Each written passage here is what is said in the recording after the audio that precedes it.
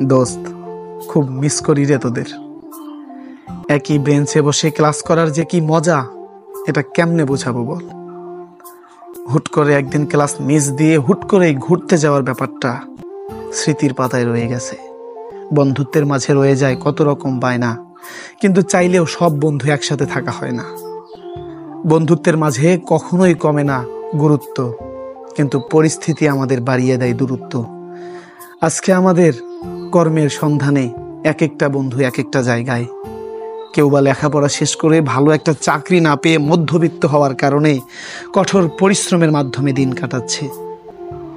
কেউ আবার গার্মেন্টসে গিয়ে সকাল থেকে ঘুম থেকে ওঠার পর থেকে পরিশ্রমের মাধ্যমে দিনটা শেষ হয়ে যাচ্ছে।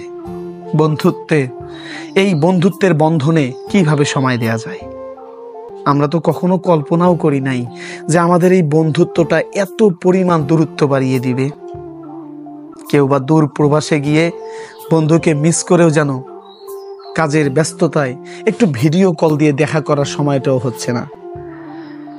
কিন্তু এই পরিস্থিতি আমাদের মেনে নিতেই হবে, কারণ আমরা পুরুষ মানুষ। বন্ধু, সব মিলে একটা কথা কি জানিস, আগের মতো আর চাইলেও তোকে বলতে পারি না, তোদেরকে বলতে পারি না যে বন্ধু আয় আগামীকালকে এক জায়গায় ঘুরতে যাব। বন্ধু, তোদেরকে বলতে পারি না যে আয় আগামীকাল একটা গুরুত্বপূর্ণ আলাপ আছে, অথবা এতটুকুও বলতে পারি না যে বন্ধু আয় তোকে এক নজর দেখি আমার চোখটা দিয়ে। কেমনে বলবো, কারণ তুই তো আমার থেকে অনেক দূরে কর্মের সন্ধানে। কিন্তু মনে রাখিস, এই ভালোবাসা কখনো কমে না।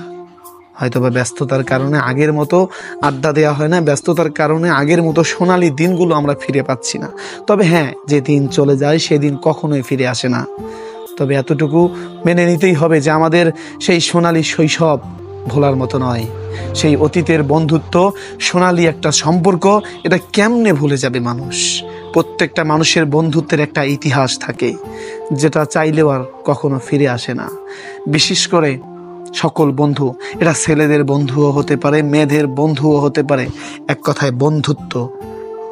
মেয়েরা বিয়ের পরে তাদের বান্ধবীদের আর দেখা পায় না, ছেলেরা বিয়ের আগেই বন্ধুদের হারিয়ে ফেলে কর্মের কারণে। কারণ তাদেরকে কর্ম করে খেতে হবে, তারা ছেলে হয়ে জন্ম নিয়েছে, তাদের পরিবারের হাল ধরতে হবে। কিছু বলার নাই, কারণ বলার মতো যে ভাষা এটা সবসময় আসে না রে বন্ধু। তবে এতটুকু বলতে পারি যে হৃদয়ের এক কোণায় হলেও তোদেরকে জায়গা দিয়ে রাখবো ইনশাআল্লাহ। এতটুকু বলতে পারি বন্ধু। যদি পারিস এই বন্ধুত্বটা টিকে রাখার চেষ্টা করিস। আজকে কর্মব্যস্ততার কারণে হয়তো একসাথে নাই, আল্লাহ যদি আমাদের বাঁচিয়ে রাখেন, বৃদ্ধকালে হলেও একটা সময় যেন আড্ডা দিতে পারি ইনশাআল্লাহ।